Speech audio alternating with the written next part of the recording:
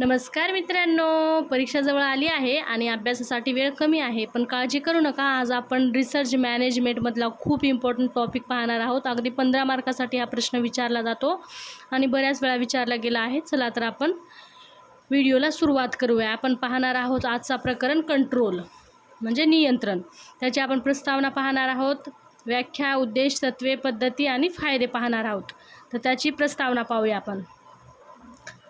कंट्रोलचा अर्थ घेतला तर नियंत्रण मर्यादित ठेवणे, हुकूमतीत ठेवणे असा होतो. या ठिकाणी मात्र नियंत्रण याचा अर्थ व्यवस्थापनामध्ये कर्मचाऱ्याच्या कामाची पाहणी करणे व त्यावर नियंत्रण ठेवणे असा घेतलेला आहे. म्हणजे controlling and assessing the work. व्यक्तिविषयक व्यवस्थापनामध्ये कर्मचाऱ्याच्या कामाची पाहणी व त्यावर नियंत्रण याला जास्त महत्त्व दिले जाते.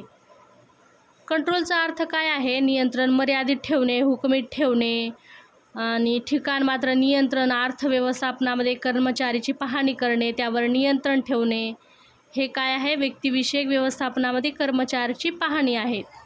तर आरोग्य कार्यक्रमामध्ये कोणत्याही कार्यक्रम संबंधित ध्येय, उद्देश आणि याचे नियोजन करून त्या कार्यक्रमासाठी आरोग्य संघातील व्यक्तीची अतिदक्षता व काळजीपूर्वक आणि तत्वांना धरून निवड केली जाते. त्यांना कार्यक्रमाच्या अंमलबजावणीसाठी प्रशिक्षण देऊन संपूर्ण माहिती दिली जाते. प्लॅनमध्ये ठरवल्याप्रमाणे प्रत्यक्ष अंमलबजावणी वेळी नियंत्रणाद्वारे संघकार्य योग्य मार्गे चालू राहण्यासाठी व्यवस्थापकांनी पर्यवेक्षकांना मदत केली पाहिजे. तर समजलं मित्रांनो, म्हणजे आरोग्य कार्यक्रमामध्ये कोणतेही कार्यक्रम संबंधित त्याचे ध्येय, उद्देश नियोजन करून कार्यक्रमासाठी आरोग्य संघातील व्यक्तीची दक्षतेने व काळजीपूर्वक तत्वाचा धरून निवड केली जाते. त्यांना कार्यक्रमाच्या अंमलबजावणीसाठी प्रशिक्षण देऊन संपूर्ण माहिती दिली जाते. आपण त्याची व्याख्या पाहूया. व्याख्यामध्ये काय काय आहे? प्लॅनमध्ये ठरलेले कामे योग्य प्रकारे होण्यासाठी निर्देशन केलेली कामाची पाहणी करणे याला काय म्हणतात? कंट्रोल. त्याचे उद्देश पाहूया आपण. कामाचा दर्जा टिकवणे, नियंत्रणामुळे कार्यक्रमाला मार्गदर्शन मिळते, तसेच काही प्रमाणात त्याचा दर्जा टिकून राहतो. ठरवलेल्या उद्देशाप्रमाणे काम चालू असते, त्याचप्रमाणे ठरवलेल्या कृती दिलेल्या वेळेत व पुरवलेल्या साधनसामुग्रीमध्ये चाललेल्या आहेत याची खात्री करण्यासाठी पर्यवेक्षकाला कर्मचाऱ्याने ज्ञान व समजून घेण्याची क्षमता याच्यामधील अंतर समजावे व त्याचे योग्य प्रशिक्षण सोय करत राहावे. अजून पुढे आहे 4था नंबर. पर्यवेक्षकाने कर्मचाऱ्याचे चांगले काम ओळखून त्याला त्याबद्दल बक्षीस म्हणजेच रिवॉर्ड देता यावे, तसेच प्रमोशनासाठी योग्य कर्मचारी निवडता यावा आणि ॲडव्हान्स ट्रेनिंगसाठी योग्य कर्मचारी निवडता यावा. दिलेली साधनसामुग्री पुरेशी आहे किंवा नाही हे त्यांचा योग्य उपाय होण्यासाठी. 6वा आहे व्यवस्थापनात कामातील त्रुटी, कमतरता समजाव्यात व शोधून काढता याव्यात.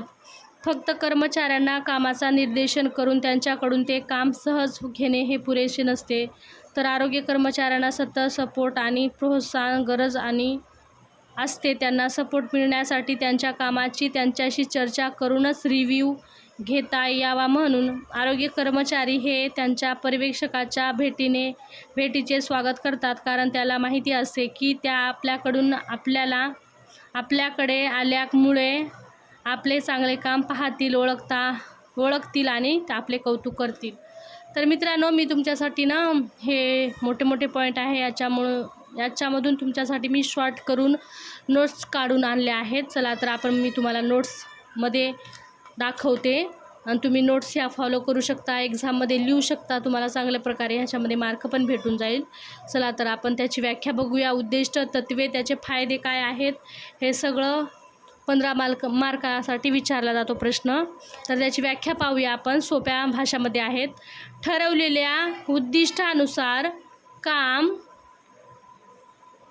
होत आहे की नाही हे तपासून आवश्यक सुधारणा करण्याच्या प्रक्रियेला नियंत्रण म्हणतात. बघा किती सोपी व्याख्या आहे.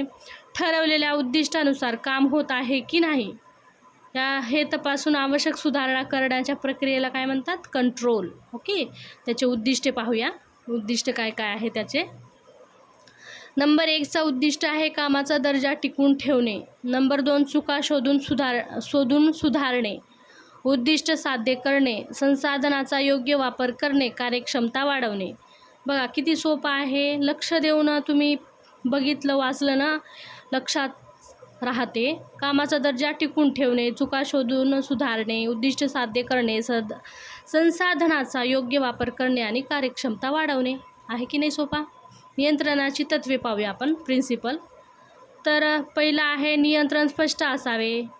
नियंत्रण वस्तुनिष्ठ असावे. नियंत्रण लवचिक असावे. नियंत्रण सतत असावे. नियंत्रण वेळेवर असावे. नियंत्रण कमीत कमी असावे. नियंत्रण हे साधे असावे. बघा किती सोपे तत्त्वे आहे. नियंत्रण स्पष्ट असावे, वस्तुनिष्ठ असावे, लवचिक असावे, सतत असावे, वेळेवर असावे, कमीत कमी असावे आणि साधे असावे. तर आपण पुढे पाहूया. पुढे आहे त्याची पद्धती. पद्धतीमध्ये काय काय आहे पाहूया आपण. नियंत्रणाच्या पद्धती, मेथड, त्याच्या 7 पद्धती आहे. निरीक्षण, अहवाल, ऑब्झर्वेशन, अहवाल, रिपोर्ट्स, नोंदी व अभिलेख, रेकॉर्ड्स, कार्य मूल्यांकन, परफॉर्मन्स आणि ॲप्रिशिया, अंदाजपत्रक, नियंत्रण, बजेटरी कंट्रोल, सूचना देणे, कामाचा शेड्यूलचा वापर करणे. राहील ना लक्षात. निरीक्षण, अहवाल, नोंदी, अभिलेख, कार्य मूल्यांकन, अंदाजपत्रक, नियंत्रण, सूचना देणे, कामाचा शेड्यूलचा वापर करणे. आणि नियंत्रणाचे फायदे काय काय होऊ शकतात आपल्याला. कामात सुधारणा होते, चुका कमी होतात, कार्यक्षमता वाढते, संसाधनाचा योग्य वापर होतो, उद्दिष्ट साध्य करण्यास मदत होते. आहे ना फायदा. ह्याच्यामध्ये काय काय सोपा. कामात सुधारणा होते, चुका कमी होतात, कार्यक्षमता वाढते, संसाधनाचा योग्य वापर होतो, उद्दिष्ट साध्य करण्यास मदत होते. चला तर मित्रांनो, व्हिडिओ जर आवडला असेल तर व्हिडिओला लाईक करा, शेअर करा, कमेंट करायला विसरू नका. मित्रांनो, यश अचानक मिळत नाही. रोज केलेला थोडासा अभ्यास मोठ्या यशामध्ये बदलतो. आज तुम्ही घेतलेली मेहनत उद्या तुम्हाला एक यशस्वी स्टाफ नर्स बनवेल. लक्षात ठेवा, हार मानणारे कारण शोधतात आणि यशस्वी होणारे मार्ग शोधतात. तर तुमच्यासाठी उद्याचा प्रश्न आहे की उद्दिष्टे नियंत्रण हे किती आहे, तुम्ही कमेंट करून सांगा मला. म्हणजे उद्दिष्ट 5 आहे का 6, 1, 7 आहे, त्याची तत्त्वे, उद्दिष्टे आणि फायदे कमेंटमध्ये सांगा. तुम्हाला काय काय लक्षात राहिलं. चला तर भेटूया नेक्स्ट व्हिडिओमध्ये. बाय.